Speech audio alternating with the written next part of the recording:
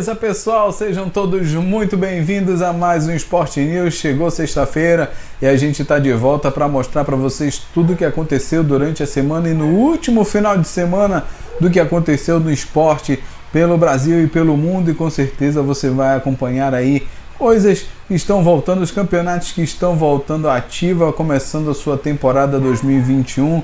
Graças a Deus, aos poucos, aquela zona de perigo do coronavírus está passando e logo logo estaremos de volta à nossa normalidade. Mas enquanto essa normalidade não chega, você fica aqui comigo para acompanhar aí um resumo dos principais eventos que estão acontecendo pelo Brasil e pelo mundo e que a gente mostra para vocês. Você já sabe, o Sport News se transformou aí na casa da Fórmula E, da Extreme E, assim como também de outros esportes e de outras modalidades do esporte que acontecem aqui pelo Brasil. Então vamos começar o nosso programa de hoje já agradecendo a sua participação, pedindo para que você se inscreva em nosso canal, participe das nossas redes sociais, acompanhe a PH Sport. Vamos juntos alcançar a meta de 10 mil seguidores no Facebook, chegarmos aí à meta de 3 mil inscritos no YouTube e em breve estará no ar novamente o site da PH Sport, a phsporttv.com estará de volta para mostrar para vocês conteúdos exclusivos, conteúdos que não estarão nas nossas redes sociais, porque a gente quer justamente que você vá até o nosso site, se inscreva, seja um membro e assim possa fortalecer o nosso trabalho para que a gente possa continuar mostrando e trazendo informações de qualidade de tudo que acontece de melhor no esporte. Por isso, a gente vai reativar o nosso site para que a gente possa também fazer a cobertura em loco de vários outros eventos pelo Brasil. Então nós sentimos essa necessidade de voltar com o nosso site para que vocês possam ver notícias aí exclusivas sobre tudo que acontece no esporte. Mas vamos lá, vamos começar o nosso programa de hoje mostrando aí já a nossa primeira matéria, que vai ser do Império Endurance, que é o Império que é uma competição muito tradicional e muito antiga. São carros aí de altíssima potência, um grande evento que é realizado aqui no Brasil e que com certeza tem espaço garantido na PH Sport. Por isso, nós vamos mostrar para vocês. Não podemos estar em Goiânia neste final de semana, mas tivemos como ter acesso aí ao material do Império Endurance e com certeza nós vamos mostrar para vocês. Aí no vídeo a gente faz logo a correção de que foi um vídeo feito no sábado, onde seria realizado todo o evento no domingo, toda a primeira etapa no domingo, mas a gente também é um evento feito a cobertura pela Band Sport, por isso a gente teve acesso a esse conteúdo e a gente já deixa os créditos para que depois aí não tenha nenhum problema com direitos autorais, mas a gente mostra para vocês porque é um material interessante, faz aí um panorama de todas as categorias que envolvem o Império Endurance. E por isso eu acho que vale a pena para quem não conhece e para quem já conhece, já vai ter uma explicação de como vai ser a etapa 2021 do Império Endurance. Então por isso, sem perder muito tempo, vamos logo acompanhar essa matéria. Fique aí, essa é a PH Sport. O mundo do esporte se encontra aqui. Roda aí.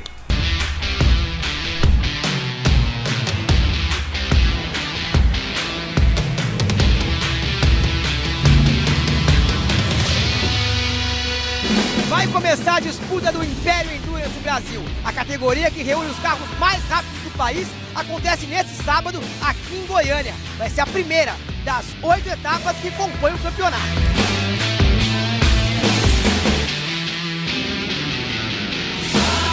Eu pessoalmente estava lutando pelo título da GT3, mas aí no final a gente conseguiu ganhar o título na geral também. Então foi super positivo. A gente sabe que é muito difícil, porque os protótipos eles têm um ritmo bem mais rápido que o nosso, mas vamos tentar. Acho que a gente não pode nunca querer menos do que a gente já conseguiu, né? No ano passado, o Xandinho teve um único adversário, a Porsche de Ricardinho e Marcel Visconti. Agora, no total, são 7 carros brigando pelo título. No ano passado, a gente marcava eles nos marcavam, a gente marcava o Julinho e o Figueiredo. Agora, putz, você fica meio que refém de quem você vai marcar. Eu acho que tem que começar o campeonato, ver como que as coisas vão realmente se situar e daí é começar a marcar quem tá bem no campeonato, porque é o que a gente faz na Stock Car. Além dos badalados GTs, quem rouba a cena nas pistas do Império Endurance Brasil são os protótipos. Desenvolvidos aqui mesmo, especialmente para corridas, esses carros chegam perto dos 300 km por hora. E este ano o grid está recheado de modelos como esse aí, ó, o AJR, com motores da Stock Car, aerodinâmica arrojada e tecnologia inspirada na Fórmula 1, como a asa móvel.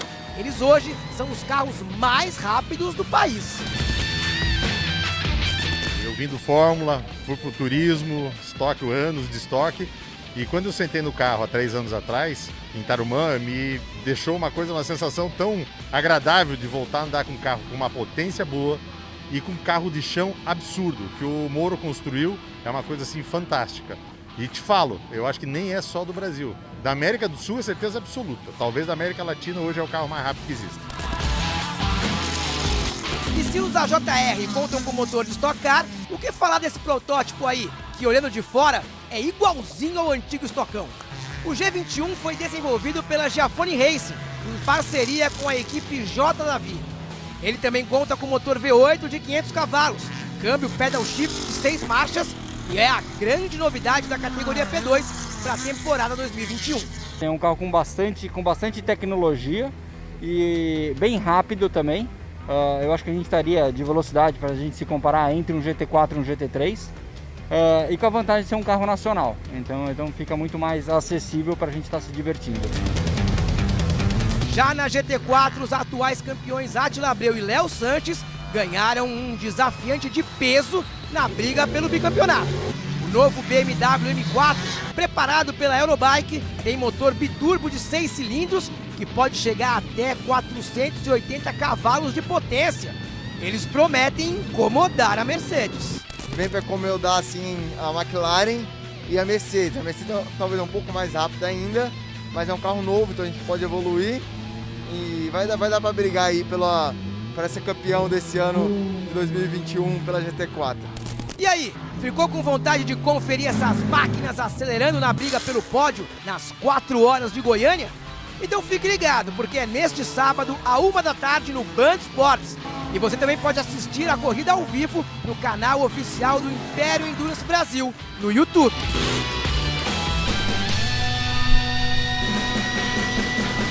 Pessoal, esse daí foi o Império Endurance que começou neste último final de semana. Essa é a primeira etapa de um total de 6 etapas, como vocês puderam ver aí. E a gente vai mostrar para vocês todas as etapas que forem acontecendo. A gente mostra com todos os detalhes e acesso que nós tivermos, e aquelas etapas que nós pudermos estar em loco, nós estaremos e mostraremos para vocês também.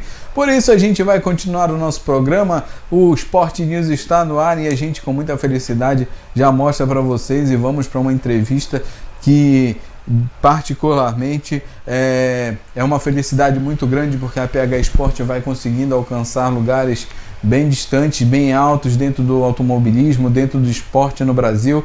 Por isso a gente tem a felicidade de trazer para vocês aí a entrevista, uma entrevista exclusiva feita pela nossa equipe com o Giga Spinelli, um dos maiores pilotos de rally do Brasil, aí o responsável pela coordenação da Meet Cup, né, que é uma das grandes competições também do rally no Brasil, e que é a Mitsubishi, a principal patrocinadora e organizadora.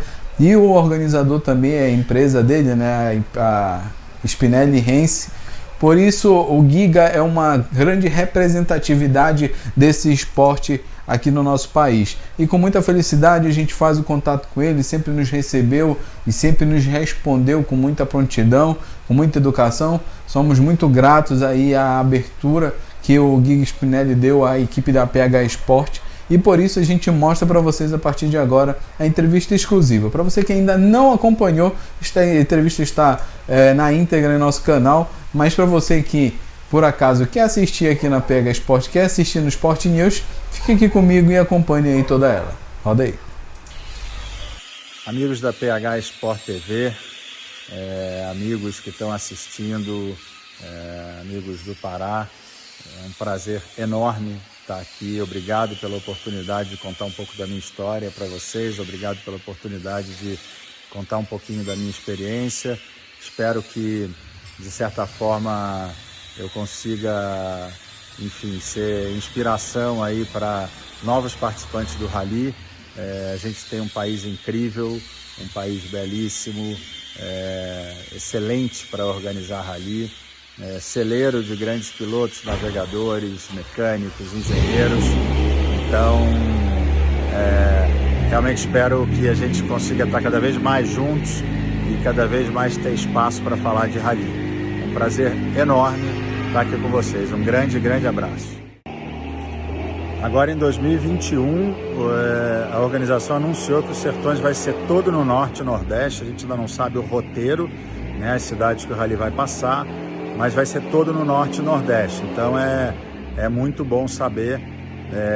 Acho que o rally vai ter muita cara do Brasil e certamente em lugares belíssimos, incríveis e desafiadores, que eu acho que é o conceito principal aí dos Sertões.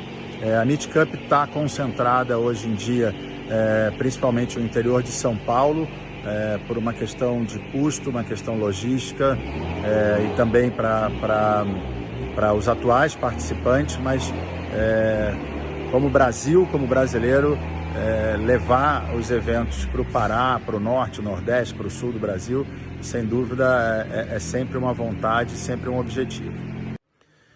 É muito legal ver o rally crescer tanto no Pará. É muito legal, né, conhecer lugares em que o rally está crescendo no Brasil. Eu estou aqui na nossa oficina, né, dando uma voltinha aqui para vocês olharem na Spinelli Racing. Tem vários carros que a gente utiliza aqui na Mitsubishi Cup, em eventos também aqui no Autódromo Velocitar. Então, o que eu posso dizer é que precisa de muito profissionalismo em todos os aspectos, né, para ser piloto, para ser navegador, para ser dono de equipe, para ser mecânico, engenheiro, organizador. É importantíssimo que seja tudo tratado com muito profissionalismo, sempre tentando copiar os melhores modelos, né, de equipes, de eventos, de formato de trabalho, de divulgação, de captação de patrocínio, né? Então, acho que a palavra principal é fazer as coisas bem feitas e o profissionalismo. Com 30 anos de história, né, de carreira, é difícil definir um dia como mais incrível, mas sem dúvida nenhuma as primeiras experiências são sempre marcantes. Então, meu primeiro título, quando eu tinha 19 anos, em 1991, ao lado do meu tio, que foi meu navegador e que foi meu incentivador, enfim, quem me apresentou o rally e me deu o privilégio de navegar para mim meu primeiro ano. Ganhei o Campeonato Brasileiro e o Campeonato Carioca na categoria N2, carros 1.6, com pouca preparação. Na época, rally de velocidade, então foi um momento extremamente marcante. A primeira vitória dos Sertões também em 2003, ao lado do Marcelinho Vívolo, com uma L200 Evo inesquecível. Primeira vez que eu cruzei a rampa do Dakar de largada em 2009, também ao lado do Marcelinho Vívolo, foi incrível. E a rampa de chegada, né? O resultado entre os 10 primeiros em 2010, em 2011, ao lado do Palmeira, ao lado do Youssef, no Dakar, também foram incríveis. E agora voltar em 2021 foi uma experiência também inesquecível. É bastante difícil falar de um pior perrengue. O rally é cheio de imprevistos, cheio de sustos, mas eu posso destacar sem dúvida nenhuma o Dakar de 2014, 2013, aliás, que eu fiquei preso numa enxurrada, inacreditavelmente estava num rio seco e veio uma onda mais alta do que o capô do carro, nos pegou. É uma onda que cobriu o rio inteiro e ficamos lá de 11 da manhã, 10, 11 da manhã, até 1 da manhã para ser resgatado pelo caminhão da organização e depois rebocados até às 6 da manhã para chegar na nossa equipe de apoio e entregar o carro para tentarem salvar o carro para a largada do dia seguinte. Então, foram 24 horas desde o momento que eu saí da equipe de apoio até o momento que eu voltei, sendo que esse tempo todo aí no susto da enxurrada e depois aguardando e sendo resgatado. O Sertões é um rally muito diferente do Dakar. O rally de deserto é completamente diferente dos rallies de estrada de terra, como a gente tem no Brasil. Mas claro que correr um rally já exercita, né? A equipe exercita a pilotagem, a navegação. Então foi muito bom poder correr o Rally dos Sertões do Dakar.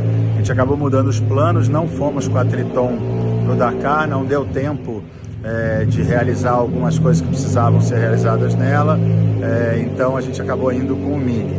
Mas novembro, os Sertões com o Dakar em janeiro ajudou, sem dúvida nenhuma, para fazer algum tipo de preparação e sair depois de tanto tempo parado sem correr rally. A Dunas fez um trabalho incrível de conseguir realizar o Rally dos Sertões em novembro de 2020, um ano que praticamente não teve rally no mundo inteiro. Eles conseguiram criar um sistema de bolha, um sistema de segurança que ajudou extremamente ao rally acontecer. Então foi muito bom conseguir participar do Sertões 2020 dentro dos protocolos necessários daquele momento, e realmente a Dunas está de parabéns pelo trabalho incrível que realizou. Bom, participar do Dakar esse ano para mim foi uma realização. Desde 2016 eu não corri o Dakar, depois de 8 participações na América do Sul. Então voltar agora em 2021 foi incrível. Voltei na equipe X-Ride, né, ao lado de Peter Hansel, Carlos Sainz, do campeão do ano passado, do campeão desse ano, numa equipe 6 vezes campeã do Dakar.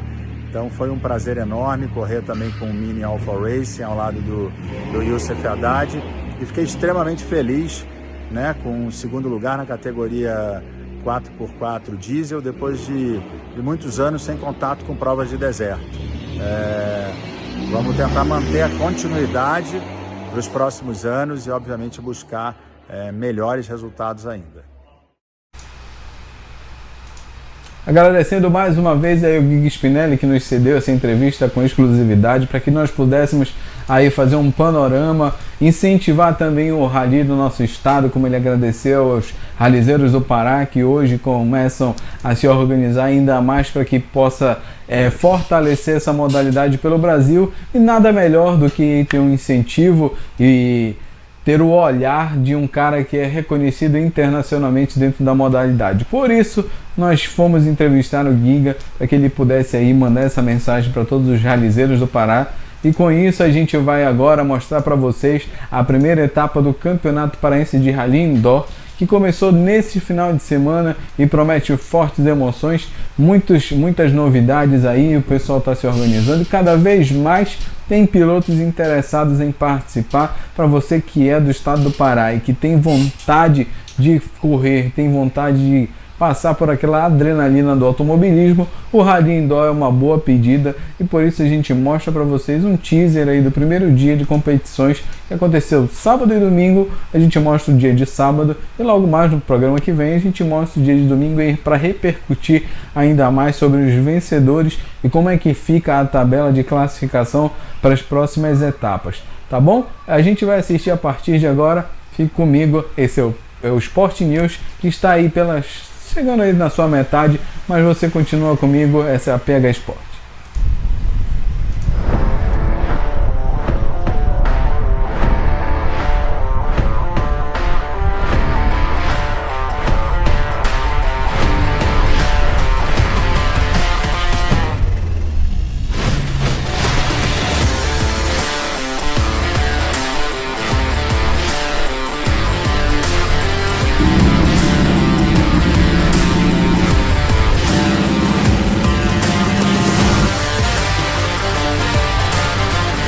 Mas pessoal, porque hoje eu tô aqui para mostrar para vocês a primeira etapa do Campeonato Paraense de Rally. É isso mesmo, tá começando a temporada do Rally Paraense e você começa a acompanhar comigo a partir de agora todos os detalhes e tudo o que vai acontecer.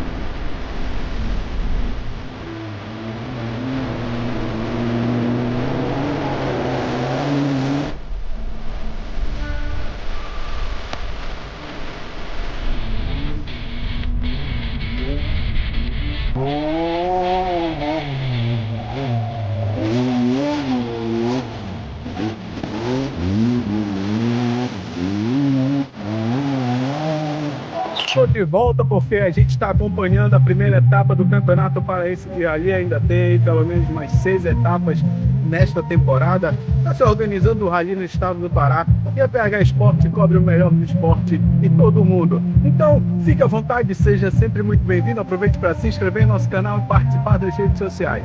Vamos voltar porque ainda tem muita competição pela frente.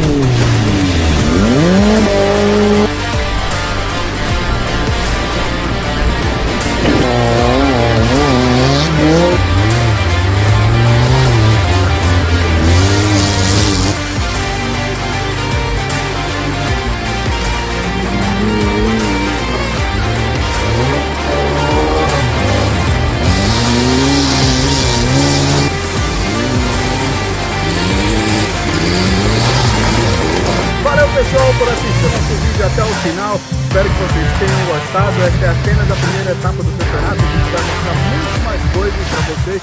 É o Campeonato Paraense de Rally que vai ganhando força nos últimos anos. Espero que vocês aproveitem e se inscreva, participe, curta a nossa página no Facebook, veja outros vídeos da PH Sport. Vem comigo, continue aí, essa é a PH Sport. Eu vou ficando por aqui nesse vídeo, mas a gente se vê em vários outros vídeos por aí. Valeu, até mais!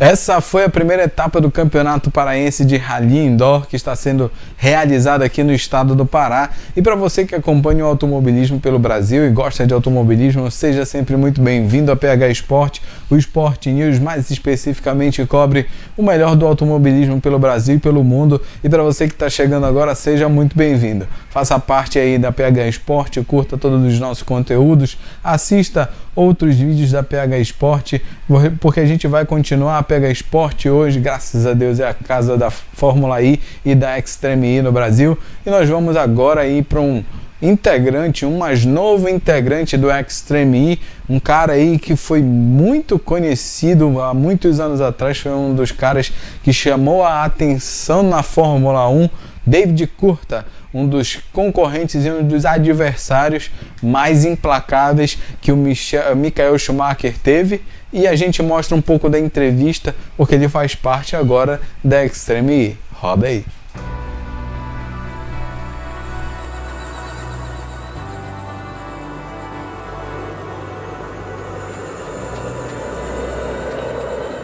I'm David Coulthard. I'm an aging ex-Grand Prix driver, but I still am fascinated by motorsport. And when we've seen the rise of Formula E and the electrification of motor racing, when I heard about Extreme E, I was really curious to be part of the journey. So I've experienced being on the St. Helena ship and some of the great seminars that have been there to explain about the effects of climate change. Really educational. You know, really, you think you've heard it all before, but actually when you have the scientists in front of you and you're able to ask questions, when you're able to to really deep dive, then it gives you a much wider appreciation of just what's going on the planet right now.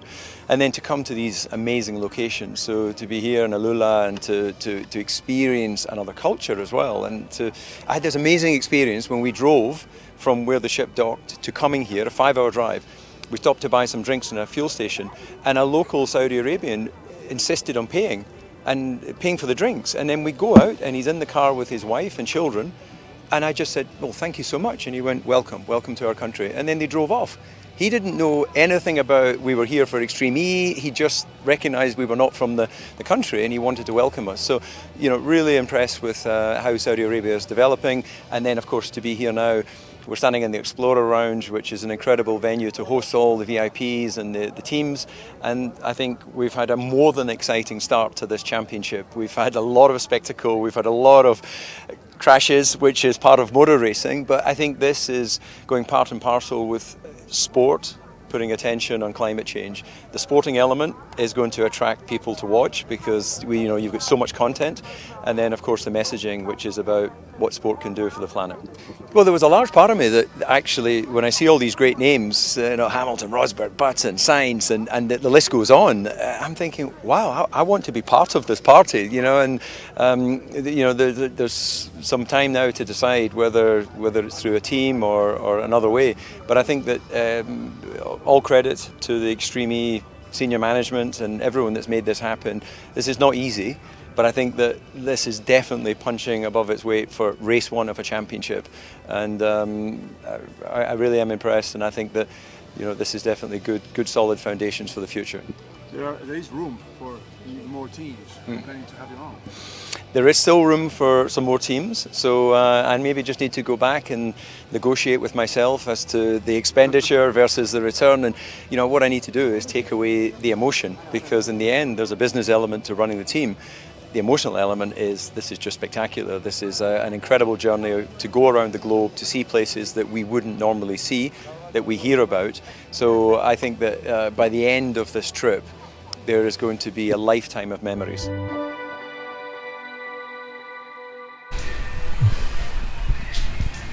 Então foi isso, conhecemos aí, quem sabe, um futuro piloto da Extreme E, como a gente pôde ver na entrevista. David Coulthard, que fez o seu nome na Fórmula 1, hoje está aposentado, mas quem sabe possa voltar para fazer parte da Extreme E. O novo integrante está procurando conhecer como é que funciona a parte esportiva da Extreme E, já que a parte social, a parte futurista, todo mundo já conhece. A Extreme E luta por um futuro mais sustentável e por isso criou aí aviões, carros de rua e carros de estrada elétricos para que possa ser mantida a sustentabilidade do planeta. Por isso, a gente vai conhecer mais a fundo uma das principais equipes da Fórmula E, a Venturi. Recebemos esse conteúdo com exclusividade da nossa parceira de mídia na Europa, a BES Media, e nós vamos mostrar para vocês aí, porque eles fizeram um tour para mostrar todo o escritório e todo o funcionamento da Venturi, e a gente mostra a partir de agora. Hello, welcome to Venturi.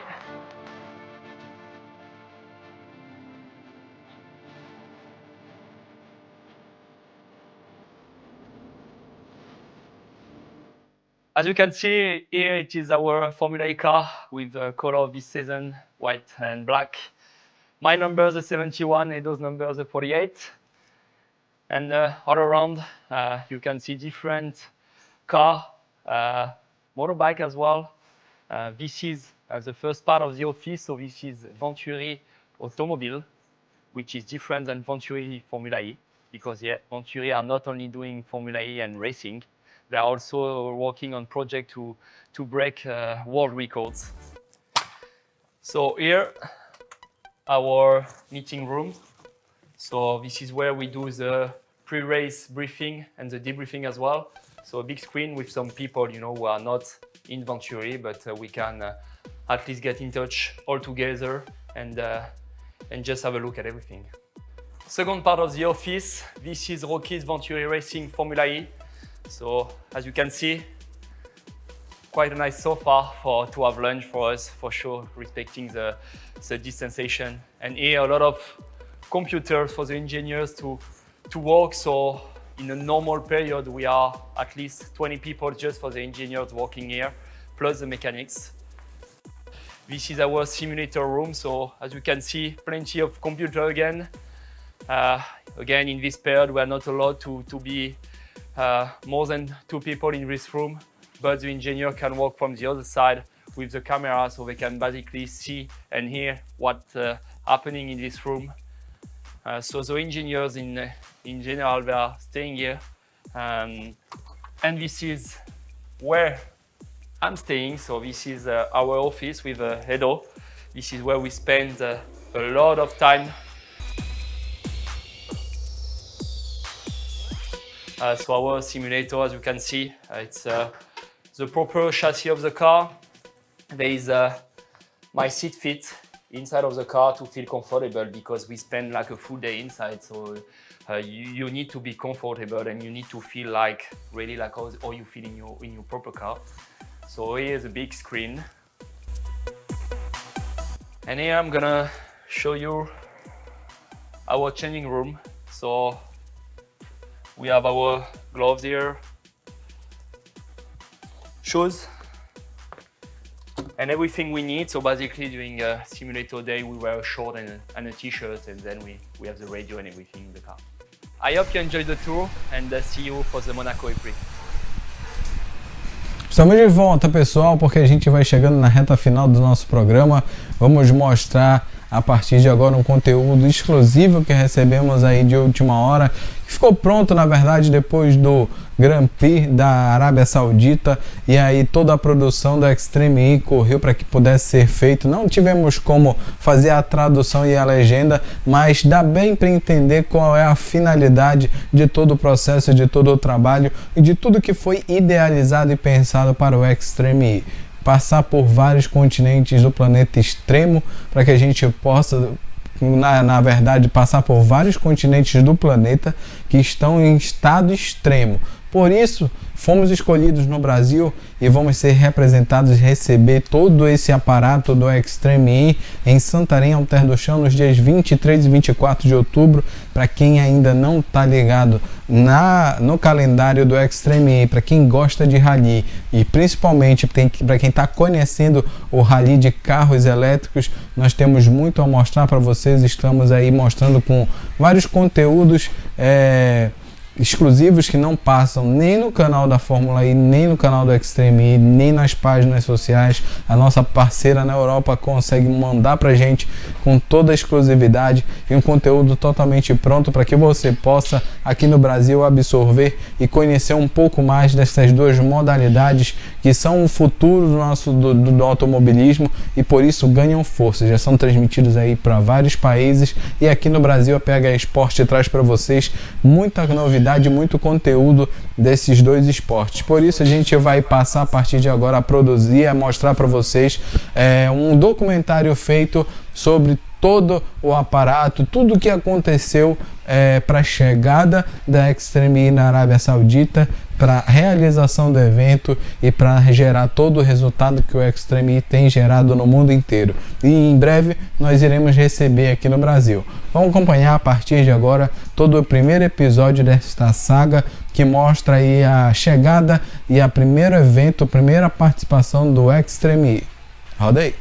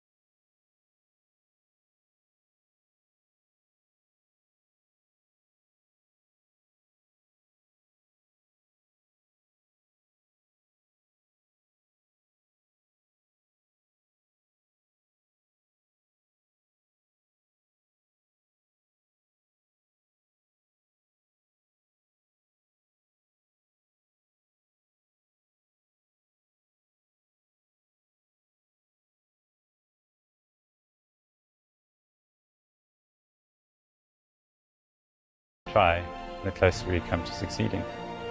Together, we will win the race against climate change, one step at a time.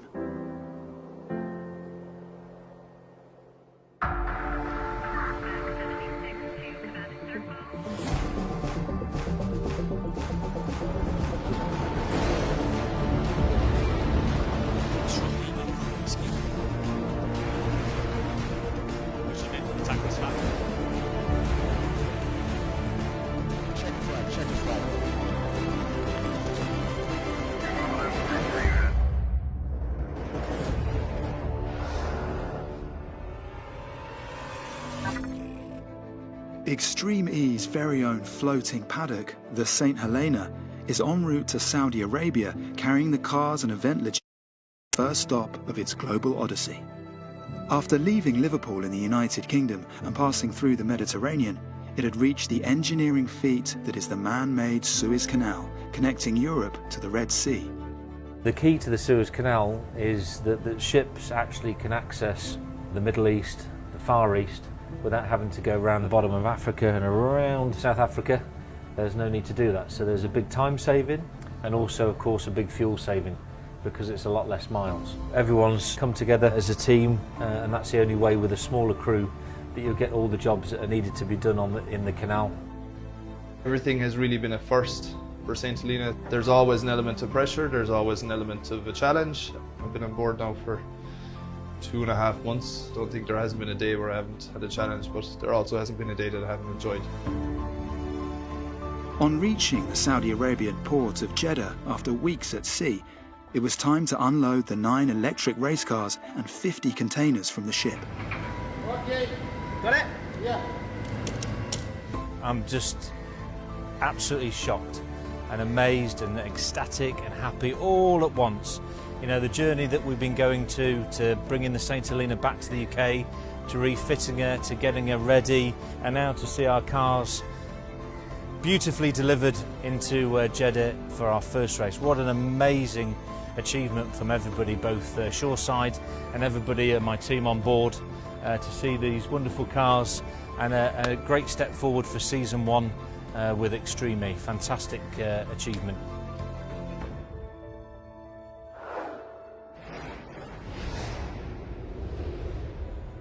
At a junction between Europe, Africa and Asia, Saudi Arabia is a vast country occupying the majority of the Arabian Peninsula. The ancient city of Al-Ula sits in the northwest corner of the second largest desert in the world. First founded over 2,500 years ago, it became an important stop on the Incense Road, welcoming weary travelers to its natural oasis. But underground water sources such as these are becoming rarer in an environment that is getting hotter and drier every year. Deserts are enormous. About 40% of the world is dryland region, and around 30-something% of the world's population lives in these regions.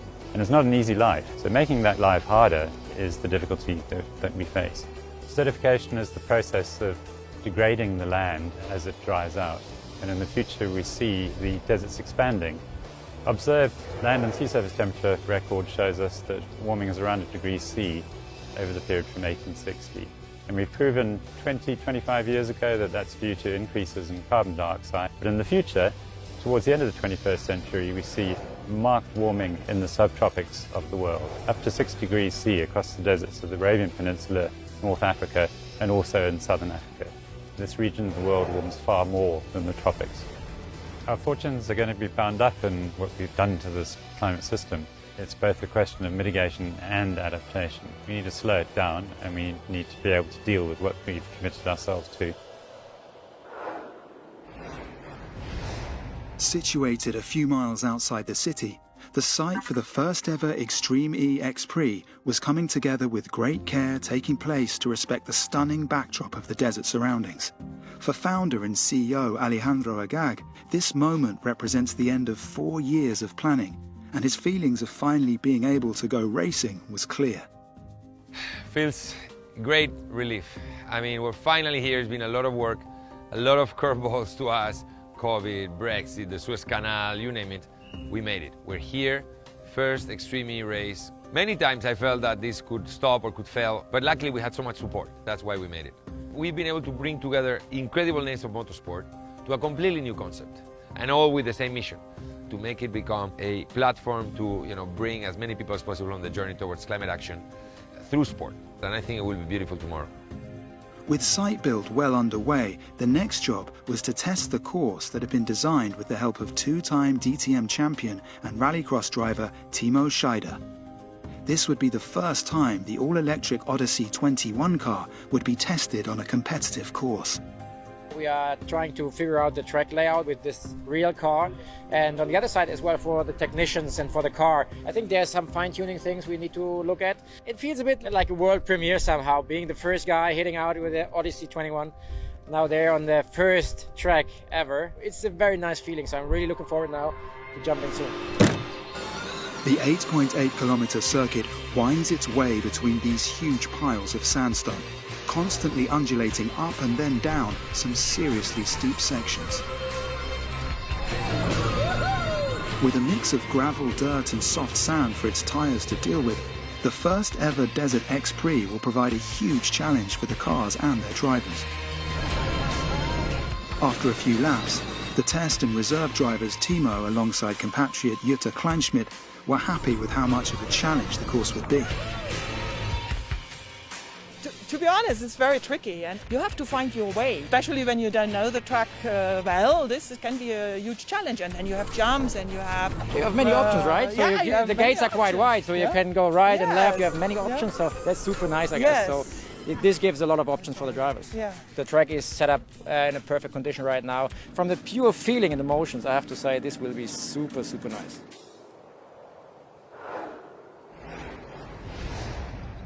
Extreme E is a venture into the unknown for everyone involved, but none more so than seven-time Formula One world champion Lewis Hamilton, who has set up his own team for the first time. Very, very hard sometimes to believe in something if you can't see it. Wouldn't it be great to be a part of something that really does make a difference? Where I am in my life, I'm looking to see how I can have a positive impact on the planet. Particularly over the last 10 years, there's been a huge focus on education, people understanding what is happening in the world. It's becoming more and more of an issue. I've grown up in a normally aspirated engine world. Like, I love V12s, I love V10s. I'm never going to love an electric car. Then I got an electric car, and they are so much fun. It's so impressive, the power delivery, there's no delay. And that's probably the biggest shock, is just how much torque you're able to get. Now I'm like converting all the cars that like Mercedes provide me. I want it to be fully electric. Sport has an opportunity to help raise awareness. There is a platform. And the reason I really, really love Extreme E, we're ticking off two boxes. You get to do the racing, the entertainment, fun stuff, but actually at the core of it, the real reason that we're there is to raise awareness for the issues that are in those places. I've grown up in motor racing my whole life since I was 8. It has been a male-dominated sport. It still is a strongly male-dominated sport, and I really think that needs to change. There are a lot of young girls out there that need to know that there is opportunity for them in motorsport. I'm really excited to see the difference that they bring and the message that we're able to project. My role is more like I would say the visionary. I know what I want. I know how I want my team to look. I'm trying to put together the best team. The first time I've ever had to choose drivers, from a driver's perspective, I'm always looking for someone that's pushing the limits. We got Christina Gutierrez, having won multiple championships but leading the first stage of the Dakar Rally. Reliability and consistency is very, very key. We go into these places where understanding how to look after the car in those climates is going to be key, so I think that she's going to be a great asset for the team. Sebastian Loeb, 9-time world champion, he dominated the rally world. You know, they know what to do in their car. I can't tell them what to do in the car. But in the back, setting up the team, making sure that we've got the right people so that we deliver over and above. I could have only ever dreamed of owning a team. It's quite an exciting new prospect that I think is, it's going to be exciting for people to see something different. The track was set. The drivers and their Odyssey 21 cars were ready. It was finally time to see what this unforgiving track was made of as the teams headed out for shakedown. I'm super excited for this track. I mean, the first drive, you've probably seen a lot of the drivers stopping on this big, almost cliff really, just down like a huge big side, almost a roller coaster. Made it, you know, pretty spectacular to look at, and it's going to be super exciting to drive, I think. The course is absolutely insane. I was actually quite shocked with what they put in. You know, sometimes motorsport can go on the air of safety, but that drop is definitely pretty steep. The biggest challenge will be being able to be spontaneous and adapting to the changing environments. That's really going to test our skills in that sense. The track is really extreme. The surface is really changing, so there are challenges all over the track, but that's what Extreme E is all about, really putting the drivers, the car and the tires to the limits. The landscape is amazing. I already knew from Dakar. It feels good to be in a terrain more familiar to me. If you've never been in the sand before, it's a bit scary. For me, it's normal. I think this is not a problem. I'm excited to start, but also a bit, you know, nervous because here it's everything new, many things to think about. I have everything to learn. Shakedown is the only chance for the teams to try and get to grips with the car and setup before they would push it to its limits a day later in qualifying. Unfortunately for Segi TV Chip Ganassi racing driver Carl Leduc, he pushed a little too hard and quickly learned that this desert track takes no prisoners. Guys, big crash, big crash. I hit the big rock on the split line, guys. It was a big mistake on my behalf, pushing too hard on a session that I didn't have to. It was a very bad first day for us, something we're definitely not proud of. There's no way but up right now, so we're excited. Eyes up, wide awake, throttle to the floor. We're in Saudi Arabia for the first ever Extreme E Desert X Prix. Before we get into the first competitive action, the drivers were welcomed on board the St. Helena, where Extreme E Scientific Committee member Carlos Duarte from the King Abdullah University of Science and Technology had put together a program of environmental education about the incredible yet threatened Red Sea ecosystems. I'm really motivated by the mission and vision of Extreme E. The main project that Extreme E has adopted in the Red Sea is a project aiming at conserve a globally relevant population of sea turtles from climate change. So there's two main species of turtles in the Red Sea. One is the green turtle that feeds on seagrass and is the most abundant of the sea turtles in the Red Sea. And the second is critically endangered hawksbill turtle that is one of the most endangered animals on the ocean. So the turtles come out from the water to lay their eggs, and they do that for the first time 30 years after they're born, but they have a high fidelity to the same beach. So after 30 years of roaming the oceans, they will come back within 150 meters from the place they were born, and they will lay eggs there for the first time, and they will continue to do that every 3-5 years through their extended lifespan. So when the eggs hatch, then they do an extreme race. They have to endure. That's maybe a 20-second race, but it's a race that if they're able to win it, the reward is a 60 to 90 years of happy life in the ocean. We found in 2 consecutive years there was more than 90% mortality because very rapid sea level rise with climate change. Then the areas that used to be safe for them to lay their eggs are becoming prone to being flooded. At every race location, Extreme E will be working together with local organizations to leave behind a positive legacy. And in Saudi Arabia, it has collaborated with the Bar Foundation to help preserve an important turtle nesting site that is threatened by sea level rises and plastic pollution. And some of the drivers were taken to have a look for themselves. Let's go save the turtle! We scientists have a very small voice.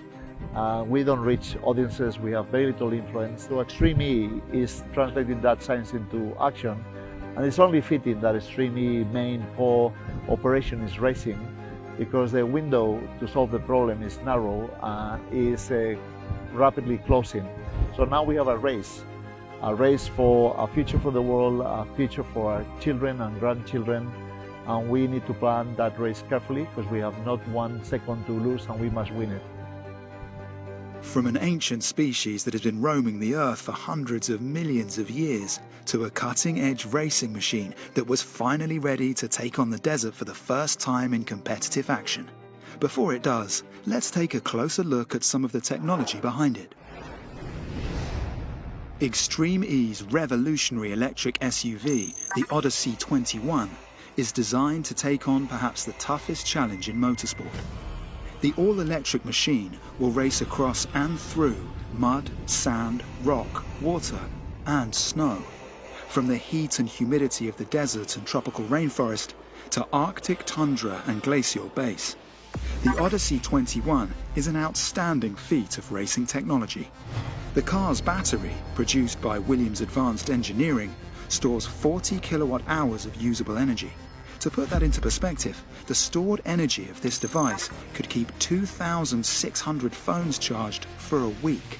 The equivalent of a 550 horsepower combustion engine, it's capable of creating 1,000 Newton meters of torque. It's very powerful, it's quite a reactive car, so you feel so fast over the dunes, on the gravel. It's impressive. The Odyssey 21 is equipped with dual motors feeding the front and rear axles independently. The driver can move the torque balance between the motors directly from the cockpit. This allows them to maximize energy efficiency to the wheels depending on factors like speed, grip, and terrain. So that's a bit about what powers the car. But what about the racing format of the 5 Xprix Championship Series? An Extreme E race consists of 2 laps. The male and female driver must complete 1 lap each in any order and can choose at the last moment who starts. Each team has 2 hyperdrive power boosts they can activate on lap 1 and lap 2 of the race. Day 1 is qualifying. Session 1 sees all 9 teams do 2 laps, 1 from each of their drivers. Session 2 sees all the teams head out to the course again. The times set from both sessions are then combined to make up the qualifying order and with it the first championship points of the weekend. The top 3 go straight to the semi-final. 4th, 5th and 6th go to the crazy race, with the bottom 3 heading to the shootout to decide the last 3 finishing places of the weekend. Day 2 starts with the semi-final, with the top 2 finishers proceeding to the final, leaving 1 spot up for grabs to be claimed by the winner of the crazy race. The team that crosses the line first in the final wins the Xprix, taking with it the glory plus 25 championship points. All 5 Xprix count towards the overall team's title, but in the Drivers' Championship, competitors can drop their worst result of the season in their bid to be crowned the first Extreme E champion. Now you're up to speed on how the racing works. It's time to see what happened when the drivers took to the desert course and drove their Odyssey 21s in anger for the first time, as they headed out for qualifying. First to set a lap was Lewis Hamilton's team X44, who set a super fast time to set a high standard for the others to chase. Next to take to the dunes was Veloci Racing. Stefan Sarazan took the start, with W Series champion Jamie Chadwick waiting in the command center to take over for the second leg of the run. Unfortunately for her and the Veloci team, Stefan hit a tree root as he sped away from the drop and had a massive crash, damaging the roll cage of their Odyssey 21 irreparably and ending their weekend. There was more drama to follow in qualifying. Andretti United's Timmy Hansen set a great opening lap, but just before he handed over the car to Katie Munnings, he picked up a slow puncture on the rear tyre. The right rear's gone down on the car. You can see it flailing about. I wonder why the dust was so much. So Katie Munnings now going to have to manage that puncture. Look at this. Katie's still on a big push. Oh, come on, Katie. The tyre is off the rim. It is off the rim. She's on the lock stops both ways round now. She's just got a few metres to go to make it to the finish line. Brings the car home. Brilliant drive. We obviously had a slow puncture. Just at the end of the first sector, I went over a crest and the rear just snapped, and from then it was just, on the rim the whole way back. In that moment, every second counts, so I tried to drive as fast as I could, but, it's a long race, so we're not kind of giving up yet.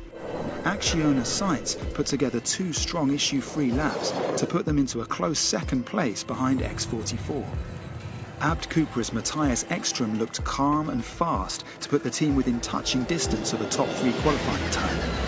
Claudia Herken took over the car and was looking strong as she headed towards the finish. 7 seconds now the gap to Sands and Sainz. She is now approaching the end of the lap, so this is going to be close. All to play for. Oh, sideways in a roll! Massive off! That's huge! Claudia Hurtgen has had a huge crash!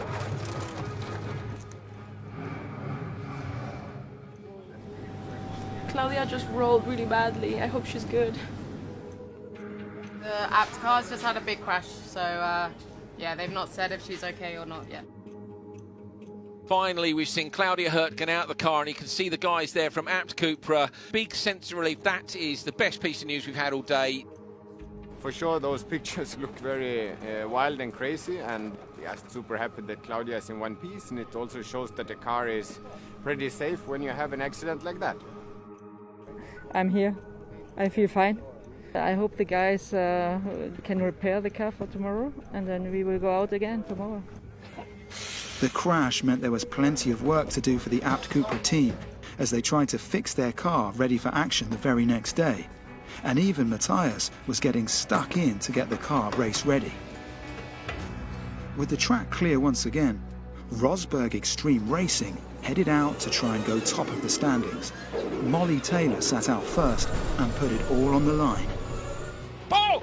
Rear end flies high! Go on, Molly Taylor. Absolutely lit. Before she handed over to Johan Kristoffersen to try and bring home the top spot in an incredibly tight battle with X44. And it's Kristoffersen who takes first place. So Kristoffersen and Taylor, they absolutely nail this first qualifying day. What a drama it was right until the end. Attention all teams from the stewards. Oh, from the stewards. The penalty for Rosberg is 60 seconds, 44 kilometers per hour in the switch zone. A penalty has taken the leaders from the top of the board and is going to drop them down. Disappointment for RXR. But despite that penalty, they still qualified within the top 3, meaning they would go through to the semi-final to battle it out with Acciona Sainz and the fastest qualifiers X44 for a spot in the final. Today was a great day because at the end of the day we won qualifying. It's a great result. It was a tough battle, few mistakes from other drivers with quite big crashes, so it was a tough day with an intense fight with Rosberg's team. Finally we won the qualification because we don't make mistakes, and that's the good point. With the qualifying action over, it was time for the relentless Saudi sun to set on the first day of Extreme E action. The beauty of the desert doesn't stop at night, as after the sun dips below the horizon, the night sky illuminates in a way you will never see in populated cities. To the ancient people of the region, the stars played an important everyday part in life, acting both as a roadmap to navigate the vast terrains and helping predict the many seasons that occur in the Saudi Arabian desert. The location of the moon or the sun is very significant for us to know the lunar calendar or the solar calendar. This way we know the different seasons. For them to use the stars was very, very crucial because of the nature of the Arabian Peninsula. It's a harsh desert where it has both extremes, very extreme cold in the winter and then extreme heat in the summer. Of course, they relied on the stars to travel at night more than the daytime to escape the heat of the sun. And also because of the long distances that they had crossed for them, it was very important to know where the water sources are, where the next villages are, the next oases might be, for them to just keep alive, basically. For them to know the stars, know their location, it was so common sense that even kids know the stars. If you were to ask an Arab person, do you know about the sky? He would be, shame on you, how can I not know the ceiling of my own house? While some gazed up at the starry skies above the Saudi deserts, many of the Extreme E teams were still hard at work, preparing for what Day 2 of the Desert X Prix would bring. Next time on Electric Odyssey, we finally get to see what happened when the teams lined up to go wheel-to-wheel racing. Side by side now. Carlos Sainz is in the lead here. Loeb's got him.